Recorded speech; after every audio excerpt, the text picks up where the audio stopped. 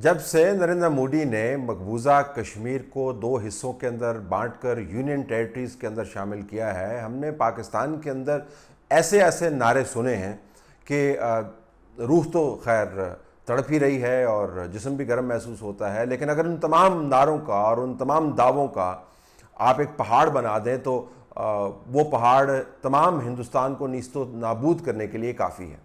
लेकिन जो अल्फाज से पहाड़ बनते हैं वो किसी को नीस्तो नाबूद नहीं करते। अंग्रेज़ी का मुहावरा है hard words break no bones.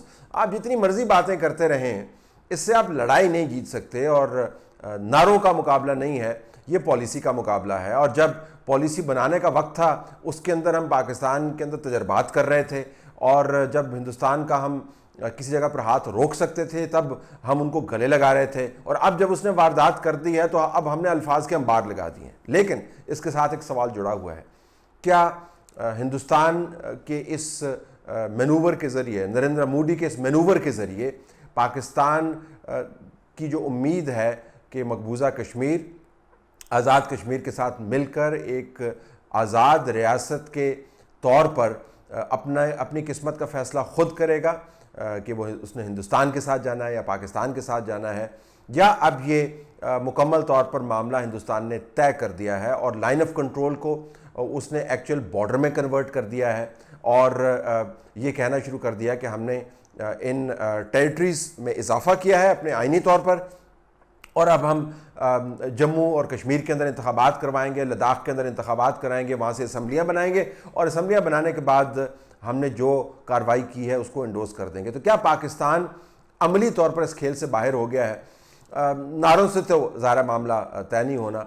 अगर तय होना होता तो हमने पिछले 24-36 घंटे के अंदर हिंदुस्तान को बुरी तरह शिकस्त दे दी होती, लेकिन अल्फाज से मामला तय नहीं होते।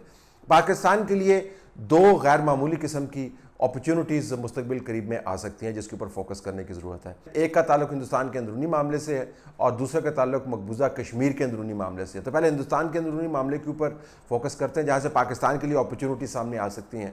हिंदुस्तान ने किया क्या है थोड़ा सा समझने की ज़रूरत है, अगरचे बहुत मरतबा ये बात हो चुकी है।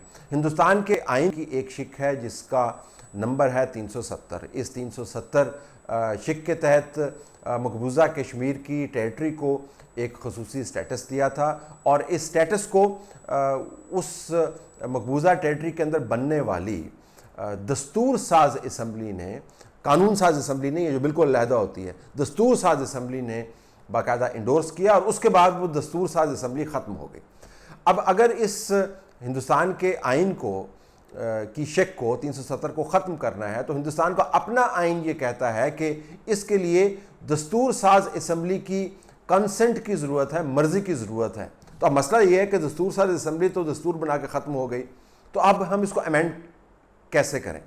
मोदी सरकार ने इसके ऊपर एक अपने आइन के साथ चालाकी की है जिसकी पकड़ बाद में हो सकती है। और चालाकी उन्होंने ये की है कि एक सदारती फरमान के ज़रिए उन्होंने ये कहा है कि जब हम दस्तूर साज असम्बली का जिक्र करेंगे तो इससे मुराद होगी कानून साज असम्बली। तो उन्होंने दस्तूर साज असम्बली जो अपना वजूद खो चुकी है उसको कानून साज असम्बली के साथ मिला दिया और फिर ये कहा कि चूँकि मकबूजा कश्मीर में इलेक्शन हुए नहीं हैं और वहाँ पे कानून साज असम्बली मौजूद नहीं है तो उसकी गैर मौजूदगी में गवर्नर साहब जो हैं सदारती फरमान को इंडोर्स कर देंगे और ये जो आर्टिकल 370 है ये नाफिजुल अमल नहीं रहेगा। हिंदुस्तान के अपने कॉन्स्टिट्यूशनिस्ट जो हैं वो ये कह रहे हैं कि भाई साहब, एक तो आप दस्तूर साज असम्बली का कद काट और कानून साज असम्बली का कद काट मिला ही नहीं सकते। एक हाथी है और दूसरा कछुआ। दस्तूर साज असम्बली जो है वो सॉवरन होती है और जो कानून साज असम्बली होती है वो रिप्रेजेंटेटिव इन नेचर होती है, तो आप उनको मिला नहीं सकते।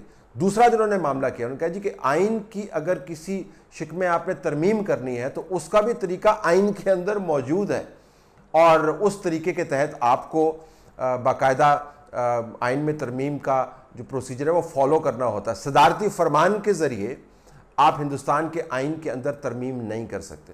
हिंदुस्तान के कॉन्स्टिट्यूशनिस्ट का ये कहना है कि ये तीनों मामलात, नंबर एक जिस तरीके से आर्टिकल 370 को नलिफाई किया गया, नंबर दो जिस तरीके से दस्तूर साज असम्बली जो वजूद खो चुकी है उसको कानून साज असम्बली के बराबर दर्जा दिया गया, और नंबर तीन जिस तरीके से हिंदुस्तान के आइन में अमेंडमेंट के तरीके को वायलेट किया गया, ये तीनों मामलात हिंदुस्तान की सुप्रीम कोर्ट के सामने जा सकते हैं। और उम्मीद वो ये करते हैं कि वहाँ पर आइन की जब तशरीह होगी तो उससे बिल्कुल मुख्तलिफ ऐन मुमकिन हो सकती है जो मोदी सरकार ने जिस तरीके से की, और एक सदारती फरमान के ज़रिए गवर्नर को बीच में इन्वॉल्व करके दस्तूर साज असम्बली को कानून साज असम्बली के साथ मिलाकर इस मामले को तय करने की कोशिश की। तो एक तो हिंदुस्तान के अंदर मुमकिन तौर पर बहुत बड़ी कॉन्स्टिट्यूशनल बैटल जो है वो खुल सकती है। अब मकबूजा कश्मीर की तरफ आइए।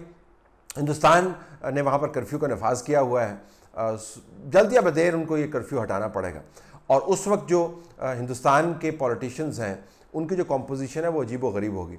हमने देखा है कि हम नज़रिया ज़रूरत के तहत कभी महबूबा मुफ्ती को या उमर अब्दुल्ला को पाकिस्तान में बुला लेते हैं, कभी उनके साथ इंटरव्यूज़ करते हैं, कभी हम उनको कठपुतलियाँ कहते हैं, कभी हम उनको कहते हैं कि ये घुसपैठिए हैं। लेकिन अब हमें लगता है कि हम दोबारा से महबूबा मुफ्ती के ट्वीट्स जो हैं पाकिस्तान के फ्रंट पेज के ऊपर लगा के हम ये साबित कर रहे हैं कि इन लोगों की रेलेवेंस का वक्त आ गया, और ये बगैर वजह के नहीं है। हिंदुस्तान के इस कदम ने मकबूजा कश्मीर के टेरिटरी के अंदर जितने भी पॉलिटिशियंस थे, मां सिवाय बीजेपी नुमा जो हिंदुत्वा के पैरोकार हैं उन पॉलिटिशियंस के, उन सबको इकट्ठा कर दिया है। तो वहाँ पर 4 किस्म के पॉलिटिशियंस जो है वो पाए जाते थे, या पॉलिटिकल फोर्स जो पब्लिक ओपिनियन को रिप्रेजेंट करती है। एक तो वो लोग जिन्होंने बंदूक उठाई हुई है और बंदूक के ज़रिए मामले को तय करना चाहते हैं, और उनका बड़ा वसी नेटवर्क है जो जद्दोजहद के अंदर एग्रेशन को या वेपन को इस्तेमाल करते हैं।